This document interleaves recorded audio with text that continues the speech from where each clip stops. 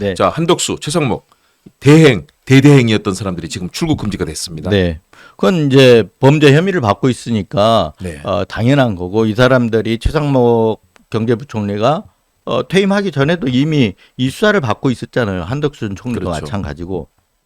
근데 이제 예상돼 있었다는 거를 한번 보여드릴까. 5월 10일인가요? 단일화가 국민의힘 후보 저기 보면 저기 저렇게 돼 있죠. 네. 내라면서 최상목 어제 출국 금지다. 한겨레가 이제 저 앞에 쓴 거 밑에 뉴스버스 기사인데 뉴스버스 저 기사는 5월 12일자 기사예요. 제가 쓴 거예요. 네네. 그 국민의힘 그 후보를 갖다가 찬탈하려다 실패했잖아요. 그렇죠. 그래서 저게 8일 만에 그 시도가 자초하고 이제부터 한덕수가 맞닥뜨려야 할 시간은 법적인 책임을 져야 될 시간이다. 네. 그러면서 그렇게 써놨잖아요. 내란 공범 혐의 피의자 한덕수 출국 금지부터 하라. 야, 지금 명쾌하게 잘 쓰신 거죠. 잘 써놓은 거예요. 네네. 그리고 나서 저 기사 보면 이제 법적 책임이 어떤 법적 책임이 있느냐 이렇게 했죠. 첫 번째가 이제 그 내란 계엄 비상계엄 때 내란 동조 여부에 대한 내란 공범 혐의에 대해서 수사를 받게 될 거다. 이 부분 그렇죠. 하나 하고 그리고 국회모복 헌법재판관 있잖아요. 세 사람. 네네. 그 탄핵 소추가 됐는데 실제 탄핵까지는 안 갔잖아요. 그 소추 사유가 됐던 헌법재판관 임명하지 않은 부분. 그렇죠. 근데 헌재가 이거 유연성이 있다고 그랬는데 그 뒤에도 복귀한 다음에도 임명을 안 했어요. 맞습니다. 그렇다면 이거는 직무유기 혐의가 있거든요. 네. 딱 떨어지는 직무유기가 되는 거죠. 네. 그리고 국민의힘 후보 저 등록 과정에서 내부하고 공무원 정황 있잖아요. 새벽 3시에 혼자 유일하게 등록했잖아요. 1시간 만에. 그렇죠. 뭐 주민등록 등본도 떼야 되고 뭐 인터넷에서 뗄 수 있는 거 있지만 전과 기록이라도 범죄 그 전과 기록 그 증명서라든가 이런 거는 본인이 가서 직접 가서 떼야 되거든요. 새벽 3시에 가서 뗄 수가 없잖아요. 사전에 다 공모가 돼 있기 때문에. 그렇죠. 이런 거 뗐다고 같은 봐야죠. 경우는 그러니까 공직선거법 내지 정당법 위반 소지가 농후한 거거든요. 그렇죠. 그러니까 이런 법적인 책임을 져야 될 시간들이 앞으로 도래한다라는 걸 이제 벌써 20일 전쯤이죠. 20일 그렇죠. 전쯤에 이미 써놨어요. 아, 역시 통찰력 있는 우리 이진동 대표님. 당연한 수순으로 네, 갈 그렇죠. 거라고 저는 보는 거죠. 그렇지만 이제 한겨레가 그때 출국 금지 아마 제가 보기에 이 기사를 보고 했는지 아니면 아까 말했던 대로 당연한 수준이기 때문에 경찰도 다 알고 그냥 왜냐하면 자연인 신분이 되면 그때 정계 은퇴를 함으로써 자연인 신분이 되잖아요. 그렇죠. 그렇다 보면 해외에 얼마든지 나갈 수 있는 상황이 되는 거기 때문에 바로 출국 금지를 해놔야 되거든요. 그렇죠. 그리고 국제사회 기반이 많잖아요. 네, 그러니까 그렇죠. 해외로 나갈 가능성이 상당히 많죠. 영어도 잘하시잖아요. 뭐. 바로 나가가지고 생활하는데 지장이 없고 그러기 때문에 그렇죠. 아까 말한 대로 해외 생활 주미대사도 했고 유엔에 유엔 대사도 했나요? 뭐 그렇죠. 예, 했죠. 여러 가지 했기 때문에 기반이 많기 때문에 언제든지 나갈 수 있는 그런 조건이 됐기 때문에 저는 바로 했을 거라고 봐요. 더구나 이준석과 같은 하버드대 출신 아닙니까? 네. 그래서 그 뉴스버스 보도가 나간 직후 왜냐하면 저는 정계 은퇴하자마자 이 기사를 아까 썼거든요. 네. 그렇기 때문에 바로 경찰도 했을 거라고 생각하는데 어쨌든 이제 그게 뒤늦게 나온 게 어제 한덕수, 최상목 출국 금지였단 말이죠. 네. 그렇다면 수사가 이제 급물살을 네. 타게 될 가능성. 더구나 선거 곧 끝나게 되니까요. 그러면은 제대로 수사가 이루어지겠죠. 네, 어제 이제 그래서 아마 말씀 하신 것 같은데 어제 그래서 제가 짚었던 부분이 제일 중요한 게 그 계엄 문건을 12월 3일 당일 밤에 국무위원들이 뭘 어떻게 했느냐 이게 되게 중요하잖아요. 그렇죠. 그 날 자리에 있었던 사람 중에 구속된 사람은 유일하게 윤석열 하나밖에 없어요. 물론 나중에 구속 취소돼 갖고 나갔지만 그렇잖아요. 내란 혐의로 지금 취소된 거는 윤석열 유일하게 하나예요. 김용현 있구나. 국방부 장관 둘이 그렇죠. 둘이 빼고는 없어요. 그렇죠. 근데 얼핏 보기에 지금 얼핏 보기만 해도 한덕수, 최상목 그 당시 국무위원들은 거의 공범 혐의로 다 수사를 받아야 될 상황이잖아요. 그렇죠. 근데 공범이니까요. 이 건만 돼 있고 아직까지 왜냐하면 그 사람들이 직무대행을 맡고 있었고 한덕수도 대통령 권한대행 직무대행을 했잖아요. 권한대행을 했고 그렇죠. 최상목도 권한대행을 했고 그러다 보니까 이 사람들이 현직 자리에 있다 보니까 수사가 제대로 안 된 거예요. 이제 수사가 본격화되는 거죠. 근데 거기서 중요한 게 그 계엄의 밤 때 이 사람들은 뭘 했냐. 근데 최상목 받은 게 뭐냐면 그 국회 그러니까 비상입법기구 계엄하에 비상입법기구 예산 편성하는 거 뭐 그렇죠. 해라 준비해라 이런 쪽지가 언론사 내용이 담긴 단전단수도 있고 쪽지 뭐 문건을 네. 받았잖아요. 그렇죠. 근데 누구한테 받았냐 말 안 했거든요. 윤석열이 그 지시를 하고 잘하라 뭐 당부하는 역할을 하고 옆에 있는 누군가가 줬다는데 그 누군가가 얘기 안 했어요. 네. 그리고 이상민도 언론사 단전 단수 이 지시를 이행을 했는데 그 문건을 너 그럼 뭘 보고 했냐 근데 문건을 봤는데 저기 그 탁자 위에 있는 문건을 보기만 했다 이렇게 하고 그 누구한테 받았는지 얘기를 안 했어요. 한덕수도 비상계엄 선포문을 자기가 나중에 국무회의 계엄 해제 의결된 다음에 뒷주머니에 있는 거 알았다 그랬었거든요. 그런데 CCTV를 경찰이 확보해서 보니 그 사람들이 얘기했던 거하고 다르더라. 그러니까. 그래서 세 명을 동시 소환했잖아요. 맞습니다. 그래서 어제 제가 추론한 거는 세 사람을 동시에 소환했기 때문에 그 동시에 소환한 이유는 뭔가 대질이 필요했다. 이렇게 보는 거거든요. 네, 네. 그러니까 대질의 방법은 3자를 직접 그 앞에 두고 하는 방법도 있고 아니면 각기 다른 방에 넣어놓고 그러니까 말 맞출 시간과 이걸 안 주는 거죠. 그렇죠. 기회를 안 주는 거죠. 각기 다른 방에 넣어놓고 같은 내용의 신문을 하는 거예요. 그럼 서로 말이 다르잖아요. 그럼 다시 나와서 또 이렇게 네. 교차해서 질문하고 이런 어떤 방식의 대질 신문이 있는데 저는 어떤 후자식의 어떤 대질 신문이 분명하게 이루어졌을 거다. 그 내용은 뭐냐? 제가 추론하기 3명을 동시에 불렀기 때문에 저는 그 누군가 최상목에게 비상계엄 문건을 준 그 누군가가 한덕수일 가능성이 제일 높다. 그러니까 두 사람일 수밖에 없어요. 김용현은 자기가 줬다고 하는데 저는 거짓이라고 해요. 같은 국무위원끼리 너 이거에 저거에 할 수 있습니까? 그렇죠. 지시가 아니죠. 그건. 지시가 아니죠. 네. 그 지시를 할 수 있는 위치에 있는 사람은 한덕수와 윤석열밖에 없어요. 그렇죠. 근데 윤석열이 줬다고 하면 윤석열이 줬다고 그랬을 거예요, 아마도. 근데 그 얘기를 최상목은 안 하고 옆에 있는 누군가가 줬다고 했거든요.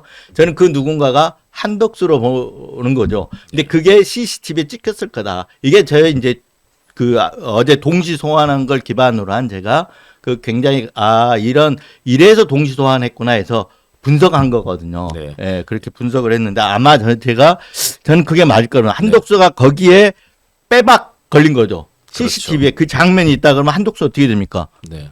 어떻게 되면 내란 동조가 되는 거예요. 그렇죠. 김용현이 내란 동조 중요 임무 수행자잖아요. 내란 공범이거든요. 한덕수 내란 공범이 바로 되거든요. 그리고 그 쪽지를 보지 않았다 그랬는데 최상목은 현장에서 본 장면이 잡혔어. 예를 들면 네. 잡혔어. 그럼 역시 내란 공범이 되는 거예요. 맞습니다. 다 빼박으로 저희가 보기에는 CCTV에 다 찍혀 있다. 그래서 다 불려갔다. 그리고 그동안 말한 게 서로 말한 게 다르기 때문에 한꺼번에 불러서 그걸 맞췄다. 누구한테 받았어? 너 한독수한테 받은 거 이 장면 있지 않냐라고 해서 확인을 받았을 거다. 저는 이렇게 보고 있습니다. 네, 진실에 가까운 날카로운 추리, 셜록 홈즈의 추리를 보는 것 같습니다. 아니 제가 진실에 아까 가까운 그 20일 전에 쓴 네. 기사가 다 그대로 됐지 그러니까요. 않습니까? 저는 그래서 이 부분에 나올 겁니다. 그래서 제가 바로 그날 저녁에 동시 소환한 날 저녁부터 한덕수 총리에게 계속 전화를 했어요. 확인을 받으려고. 예. 그러더니 전화 안 받아. 그래서 카카오톡으로 메시지를 남겼죠. 분명히 경찰에서 이런 얘기가 내가 취재해 보니까 너 네가 줬다는 얘기 제보가 있었는데 그거 확인하고자 한다. 해명하든지 반론 달라. 그랬더니 읽기는 읽었는데 여전히 아직까지 강감무소식입니다. 답변이 네. 없습니다. 그래서 출국 금지를 하고 정확한 신병을 확보해서 얘기하는 게 중요한데 아직 네. 윤석열도 시내를 활보한다고 그래요. 보리밥집 다니고 계산책 다니고 곳곳을 그래요. 활보하는데요. 빨리 그래서 제대로 재구속하고 제대로 수사가 돼야 되지 않겠습니까? 어제 밤에 이제 제가 한 10시 토론을 보고 TV 사무실에서 토론 끝나고요. TV 예. 토론 보고 퇴근을 네.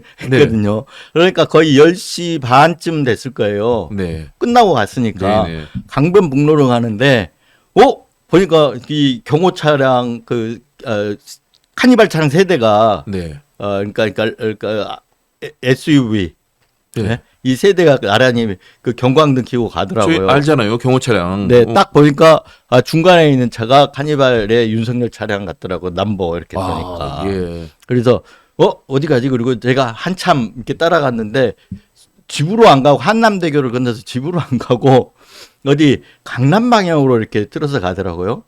야, 또다시 청담동 술자리. 여러분 잠시 후에요. 우리 청담동 술자리 의혹을 제기하고 또 현장에 서 자리를 마련했다고 했던 이세창 전 자유총연맹 총재가 출연해서 얘기를 합니다. 네. 거기 특히 이번에 민주당이 다시 입당을 하면서 여러 가지 정치적 변곡점이 있는데요. 이따 기대해 주시고요. 아 그래서 바로 추적해서 잡았어요. 계속 따라갔죠. 청담동으로 갔을 네, 가능성이 그 있는데. 술자리 가는 줄 알고 갔는데 네. 신호에서 끊겨가지고 놓쳤습니다. 아, 아깝습니다. 네, 놓쳤는데. 그래도 거기까지 발견한 게 어딥니까? 아, 네. 추격전. 그래서 영상도 찍어놨는데 이따가 영상. 근데 이게 따라가는 장면의 영상인데 네네. 나중에 놓쳐가지고 아이스가게. 아깝습니다. 네. 그래도 그 장면 나중에 네. 여기 다음 기회에 한번 봤으면 좋겠습니다. 네. 역시 날카로운 취재력입니다. 취재가 아니고 우연히. 그렇지만 하다가- 그게 우연의 취재도 있는 네. 거죠. 세계적인 특종도 다 그런 우연에서 시작하는데 어제 경향신문 전현직 기자 네. 4명 무혐의로 지난번에 종결이 저희가 이제 했던 게 제2의 고발 사주 제가 한번 말씀을 드렸었는데 네. 윤석열 대통령이 자기 명예훼손 당했다고 기자들 뉴스버스, 뉴스타파 그리고 경향신문 이 기자들을 전부 입건해서 특별수사 전문으로 하는 특수부 검사들 10여 명을 동원해서 특별수사팀 꾸려갖고 수사하지 않았습니까? 전 세계에 이런 전례가 있습니까? 이 네. 언론 탄압도 이런 일이 네. 있을 수 있습니까? 그게 이제 뉴스타파 보도 김만배 신앙님 인터뷰를 기회로 해가지고 빈미로 해서 수사가 시작된 거거든요. 네. 근데 그 내용은 뭐냐면 그 보도는 대선 직전에 나왔거든요. 2022년 대선 직전에 지금 네. 대선 말고 윤석열이 당선되는 대선 직전에 그 보도가 나왔는데 그 보도에 앞서 가지고 6개월 전에 뉴스버스가 선구적으로 사실은 윤석열이 부산저축은행 대검 중수부 검사하면서 부산저축은행 비리 수사를 할 때 대장동 대출건도 거기에 들어있었는데 이거를 덮은 의혹이 있다. 이거를 윤석열 후보 검증 보도로 제일 먼저 썼어요. 그 이후에 경향신문이 바로 직후에 따라와 가지고 뉴스버스와 경향신문이 계속 앞서거니 뒤서거니 하면서 윤석열 검증 보도를 이끌어 왔거든요. 네. 그게 이제 2021년 10월 무렵 사건이에요. 그 보도들이에요. 네.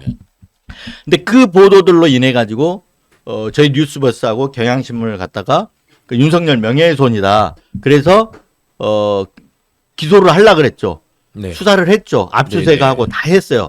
뉴스버스 압수수색 당했고 다 했거든요. 근데 작년 8월에 저희 뉴스버스는 저희들이 극렬하게 저항한 게 수사 과정에서 막 불법 수사도 하고 그래서 휴대폰도 갖다 전부 저장해버리고 그래서 그걸 저희가 고발도 막 하고 그랬잖아요. 그렇죠. 그래서 뉴스버스는 먼저 작년 8월에 무혐의 처분을 했거든요. 네. 여기 경향신문 남아 있었는데 계속 수사 중이라고 지금까지 있었는데 어제 무혐의 처분했다고 이제 나왔죠. 그러니까 이 무혐의 처분이 중요한 게 아니고 이거는 사람들이 저는 이제 아까 말했던 윤석열이 법적 책임을 져야 할 시간이 온다. 경향신문 뉴스버스의 무혐의 문제가 아니고 사실은 뉴스타파도 지금 기소돼 갖고 재판을 받고 있거든요. 그래서 뉴스타파를 수사했잖아요. 다 압수수색했잖아요. 그렇죠. 그리고 뉴스타파 기소까지 했고. 근데 뉴스타파, 뉴스버스, 경향신문 이 수사에 대해서 어떻게 수사가 이루어졌는지 여기에 대해서 윤석열 명예훼손인데 윤석열이 사실은 그 당시에 하명을 내린 거거든요. 그렇죠. 기문회 통해 가지고 대선 개입 여론 조작이라고 가이드라인을 주지 않았습니까? 그렇죠. 사실상의 하명이거든요. 이 부분에 대해서 법적 책임을 져야 된다. 이 수사를 했던 검사들도 법적 책임을 져야 될 시간이 온다. 이렇게 이제 말씀드리고 싶은데 왜냐하면 조작 수사다라는 거죠. 저희 뉴스버스도 그렇고 경향신문도 그렇고 부산저축은행 비리 수사 때 대장동 대출을 덮었다는 건 다 근거 있는 보도거든요. 저희 뉴스버스는 수사 기록을 근거로 해서 보도를 했었고, 그렇죠. 그리고 경향신문은 그 당시에 이제 대장동 사업 시행자 초기 시행자 김만배 앞선 초기 시행자 첫 시행자인 이강길 씨를 취재를 해가지고 보도를 한 거거든요. 그런데 거기에 보면 이 수사 기록이라든가 과거에 수사했던 기록들 보면 이 윤석열이 대장동 주인 검사했던 대검 중수부에서 이 수사를 하면서 알선수재 혐의, 그러니까 금융 수수료를 받은 내용들, 대장동 대출을 해주면서 브로커가 10억 가까운 수술을 받았거든요. 10억 수술을 받았는데 그 내용들이 윤석열이 부산저축은행 수사할 때도 들어 있었어요. 네. 있었다는 정황들이 굉장히 많아요. 수사 기록들에 보면. 그래서 그 브로커도 가가지고 수사를 받았다. 네. 이런 얘기들도 나오고 있고요. 그래서 그 기록을 근거로 했는데 이게 자기의 명예훼손이라고 지금 검증 보도를 한 언론사를 수사했잖아요. 압수수색도 하고. 야, 전 세계에 사실은 유례가 없는 일이죠. 그러니까 말하자면 자기가 받고 있는 의혹을 갖다가 덮어 씌운 거예요. 언론사한테. 네. 그래서 이건 완전히 이런 전례 없는 일이거든요. 그냥 해명하는 거에 머무르는 게 아니라 그 보도한 언론사를 자기가 검찰을 어떤 검찰 정권의 최정점에 있었잖아요. 그래서 검찰을 부릴 수 있으니까 그 자리에서 가이드라인 줘서 수사를 시켜서 거꾸로 수사를 했다라는 거죠. 이건 진짜 있을 수 없는 문제거든요. 그래서 저는 이제 그 당시에 제가 지난번 시간 때 한번 말씀을 드렸잖아요. 고발사주 이걸 제2의 고발사주라고 제가 그때 명명을 했었는데, 그렇죠. 네, 예. 기억납니다. 네. 왜냐하면 고발사주도 자기 명예훼손 얘기했잖아요. 자신의 명예훼손 고발장을 국민의힘 보고 고발해달라고 한 게 고발사주 사건이잖아요. 그렇죠. 마찬가지로 이 사건도 내가 뉴스버스, 뉴스타파 등의 경향신문 등의 어떤 검증 보도로 명예를 훼손당했다. 그러면서 대선 개입 여론 조작이다 이렇게 하명을 한 거잖아요. 그래서 수사가 이루어졌잖아요. 그래서 저는 이 고발 사주라고 보고 있거든요. 예. 앞으로 이 수사가 저는 이 부분에 대해서 윤석열이 법적 책임을 져야 될 시간이 온다. 그리고 그때도 말했지만 여기에 대해서 제가 윤석열을 상대로 민사소송을 하겠다라고 얘기를 했죠. 그렇죠. 네. 야, 그 윤석열뿐만 아니라 담당 검사들 이 네. 사람들도 책임져야 되는 거 아닙니까? 담당 검사들도 책임을 져야죠. 그래서 이제 그 부분에 대한 논의들도 저는 이루어질 거라고 보는데 사실 제가 이제 이 수사에 대해서 국가상대 손배소도 지금 제기를 해놨거든요. 뉴스타파도 국가상대 손배소 제기를 저희 뉴스버스 이어서 했고요. 네. 그리고 이제 뉴스타파 같은 경우 그 한상진 국장이라든가 이런 기자들이 그 기소가 돼가지고 재판을 받고 있거든요. 그래서 이 부분에 대해서 저는 재판부가 공소 취소라든지, 그러니까 검찰이 스스로 공소 취소를 해야 된다고 봅니다. 그리고 재판부는 공소 기각을 할 가능성도 있다. 저는 이렇게 검찰이 되게 공소 취소를 하는 경우는 거의 없잖아요. 없지, 안 하죠. 지금까지 안 하지 않습니까? 안 하는데 공소 취소를 안 하면 안 할수록 저는 이 조작 정황이 있기 때문에 나중에 검사들도 책임 추궁을 받을 거다 이렇게 보고 있습니다. 미국 같은 경우는 징벌적 네. 이런 판결이 나오기 때문에 이런 네. 거 같은 경우는 수백억, 수천억 원의 그런 벌금과 이런 것들까지 네. 뭐 미국 같은 경우 종신형 뭐 50년, 100년 이렇게 네. 극렬하고 악랄한 이런 네. 범죄라면은 네. 그렇게 나와야 되는 것 아닙니까? 그러니까 이제 아까 지금 경향신문이 이제 무혐의 그리고 뉴스버스 무혐의가 말하는 의미는 검찰이 조작 수사를 해가지고 덮어 씌우려다 실패를 한 거다. 그렇죠. 이런 거거든요. 그러니까 윤석열이 받는 의혹이 뭡니까? 대검 중수부 검사를 할 때 부산저축은행 비리 수사할 때 대장동 대출 비리를 덮은 의혹이 있다. 이거 누구한테 제기된 의혹입니까? 윤석열한테 제기된 의혹이잖아요. 그렇죠. 근데 이 의혹이 털어지지가 않았어요. 그대로 아직도 살아 있습니다. 살아 있는데 이 의혹을 덮기 위해서 언론사를 수사한 거죠. 이게 보복 수사라는 거고 조작 그러니까요. 수사라는 거거든요. 보복 수사, 조작 수사라면 이거는 정말 네. 뭐 일반적인 처벌 수준에서 끝날 수가 없는 아주 네. 악질적이고 악랄한 국가적인 차원의 검찰 조직 전체의 명운을 건 엄청난 범죄 네. 아닙니까? 근데 경향신문은 어제 이제 반응을 무리한 수사였다 이렇게 좀 너무 점잖게 썼더라고요. 점잖게 쓴 게 아니고 덮어씌우기 수사하고 아까 말했던 대로 자신이 받는 의혹을 갖다가 털어내기 위해서 오히려 언론사 기자들을 보도했던 기자들을 갖다가 명예훼손으로 덮어씌우 특수부 검사까지 10명을 10여 명을 동원해 가지고 덮어씌우기를 하려고 한 수사가 바로 이 수사였다. 그래서 하다 안 돼서 뉴스버스 무혐의, 경향신문 무혐의 됐다. 그리고 이제 뉴스타파는 지금 뭐 기소해 갖고 하는데 저는 이것도 결론 무죄가 나거나 공소 기각될 가능성이 있다 이렇게 보고 있습니다.